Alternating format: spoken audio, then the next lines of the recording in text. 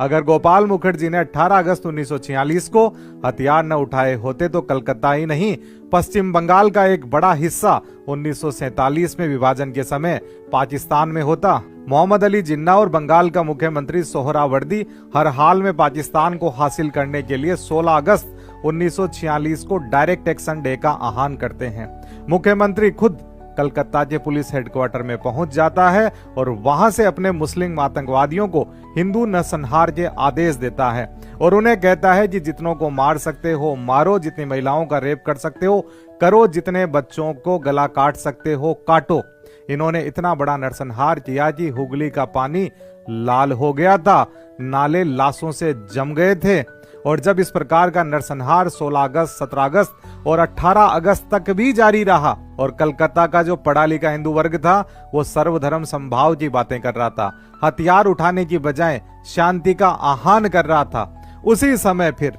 Meet की दुकान चलाने वाले गोपाल पाठा ने अपने साथियों को इकट्ठा किया और जितनी भी व्यायामशालाओं में उनके जानकार साथी थे उनको कहा कि अब हमें पिस्तौल उठानी होगी, चाकू, छुरी, खंजर उठाना होगा। उन्होंने तलवारें ली और जितने भी मुस्लिम आतंकवादी इस प्रकार का आतंक फैला रहे थे उनको ढूंढ ढूंढ के मारना शुरू कर दिया और कसम खाई कि महिलाओं और बच्चों पे हथियार नहीं चलाएंगे। और जब सड़कों पर गोपाल पाठा, बसंत कुमार, जुगल किशोर, विजय सिंह नाहर और उनके पहलवान साथी हथियार लेकर निकले, एसिड बम फेंकते हुए चल रहे थे तो ये मुस्लिम आतंकी घर छोड़ के भागने लगे। उसके बाद में सोहरावर्दी ने भी कहा कि अब शांति की स्थापना हो जानी चाहिए, लेकिन गोपाल पाठा ने मना कर दिया कि अब तो नरसंहार ही होगा। और जब शांति की स्थापना के लिए गांधी जी कलकत्ता गए और गोपाल पाठा को बुलाया तो इन्होंने मना कर दिया कि गांधी जी के भाषण इस प्रकार के हत्याकांडों में काम नहीं आते, यहाँ पे हथियार ही उठाना पड़ता है। और उन्होंने बाकायदा कहा था कि जब मुस्लिम नरसंहार कर रहे थे